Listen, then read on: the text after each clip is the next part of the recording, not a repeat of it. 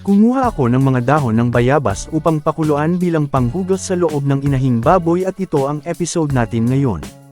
Magandang araw po sa lahat ng mga manunood. Welcome pong muli sa aking channel para sa isa na namang makabuluhan na episode. Habang hinahanda ko ang mga kakailanganin ngayon ay nais ko munang magpasalamat sa lahat ng mga manunood sa patuloy ninyong suporta. Maraming salamat po. At kung bago ka pa lang sa aking channel ay huwag lang pong kalimutan na mag-like, subscribe at hit the bell button para laging ma-notify sa mga next videos. Daghang salamat po. Napalamig ko na ang pinagkuluang tubig, isalin sa isang container at lagyan ng iodine. Habang pinapanood ninyo ang video ay makikita po ninyo ang iba pang mga gagamitin sa pagsasagawa ng paglilinis o ang tinatawag na flushing. Ano ang flushing? Ang flushing ay ang paglilinis ng matris, cervical canal, bulba o ang lahat ng mga dinaanan ng mga biik nang sila ay ipinanganak. Nagkakaroon kasi ng mga gasgas, sugat, may mga naiwang mga dugo, lamog-lamog at anumang bagay sa loob gawa ng panganganak. Kapag napapabayaan ay pinapasukan ng mga bakterya at magkakaimpeksyon ang mama pig at magkakaroon ng lagnat, na magresulta din sa pananamlay at walang gana sa pagkain. Kapag wala ng ganang kumain ay maapektuhan ang milk production, na magiging sanhi na makulangan sa gatas ang mga piglets at maaantala ang paglaki. Sa ilang sandali ay umpisahan na po namin ang paglilinis gamit ang catheter at mga semen containers. Ang ganitong proseso ay para lang tayong nag-artificial inseminate. Ang dahon ng bayabas ay isang alternatibong panlinis sa inahin. May nabibili namang gamot katulad ng Uterex Coblets na pinapasok din katulad sa ganitong proseso at nagkataon lang na walang nabibili ng naturang gamot sa aming probinsya. May antimicrobial at healing properties ang pinagpakuluan ng dahon ng bayabas at ganoon din ang iodine. Uulitin ko lang po na ang proseso na ito ay katulad lang kung mag-AI tayo sa inahin. Siguro naman po ay nakakita na kayo kung paano mag-AI. Bago ipasok ang catheter ay hugasan na muna ng kaparehong tubig ang labas ng ari dahil may mga sugat din ito. Pasensya dahil hindi ko na ma-focus dahil sa may restrictions. Maraming salamat sa inyong pag-intindi. Sa ika-3 araw na po pala ito nang siya ay nanganak. Bakit namin ginagawa ito kung nakapagbigay naman na ng gamot na antibacterial? Totoo po na nakapagbigay na kami ng antibacterial pagkatapos manganak at may mga follow-up din ng amoxicillin powder. Pero halos araw-araw kasi ay nagkakaroon siya ng discharge ng kulay puti na parang gatas. Kaya napagpasyahan naming linisin na rin ang loob upang ma-flush out ang mga naiwang dumi at magamot ang mga sugat sa loob. Minsan ay ito ang napapabayaan natin dahil kampante na tayo sa antibacterial pero nag-progress pa rin pala ang impeksyon. Magtataka na lang tayo na nagiging matamlay ang mama pig.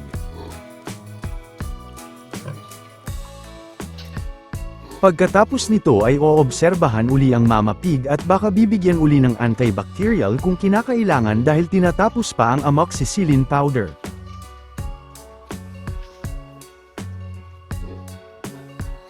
Bago ko pala makalimutan, na may mga sinundan na mga episodes ako patungkol sa medication program pagkatapos manganak ng mama pig, ilalagay ko ang video link sa description upang mapanood ninyo at masundan ang topic natin ngayon. Maraming salamat.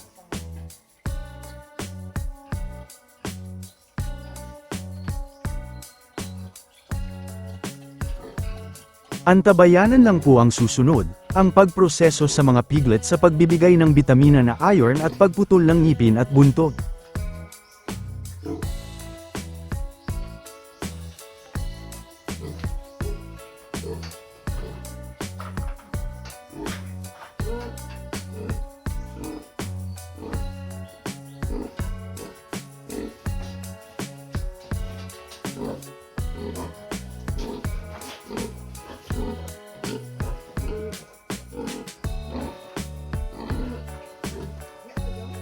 Meanwhile,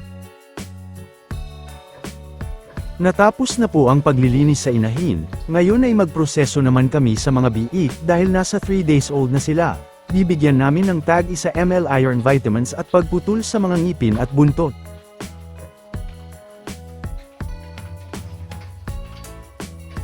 Nakahanda na rin ang mga gagamitin sa aktibidad namin ngayon. Ginagawa natin ang pagbibigay ng iron upang labanan ang iron deficiency na sanhi ng anemia. Pinuputulan sila ng ngipin at buntot upang di makagat ang mga suso ng inahin at magsakitan ng mga piglets. Kapag may sugat ay papasukan ng mga bakterya at baka ayaw ng magpasuso ng inahin. Umpisahan na po namin ang proseso pero paumanhin lang na hindi ko na maipakita ang lahat dahil din sa may restrictions, iniiwasan lang natin na magkaroon ng violation sa aking channel. May mga previous episodes naman tayo patungkol dito. Maraming salamat sa inyong pag-intindi.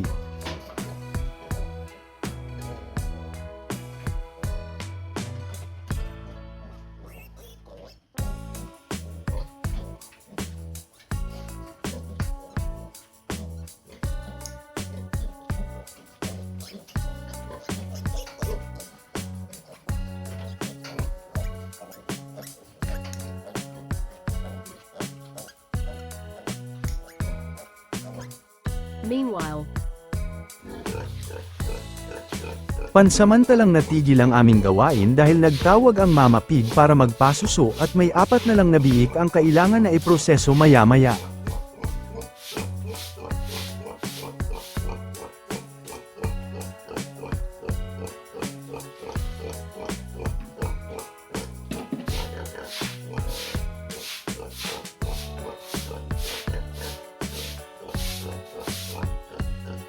A few moments later.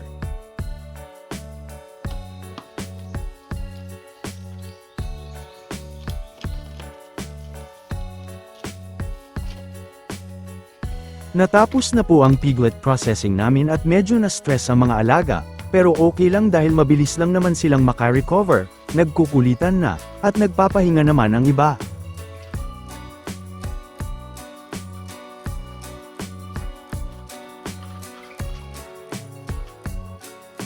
Ang inyong natunghayan ay base lamang po sa aming pamamaraan at experiences bilang backyard raiser. Maaaring hindi angkop ang aming pamamaraan sa ibang mga nag-aalaga. Hanggang dito na lamang po ang aking video. Sana ay inyong nagustuhan at may nakuhang mga simpleng kaalaman sa munti kong ibinahagi. Hanggang sa muli, daghang salamat sa inyong oras sa panunood at happy farming po mga kaibigan.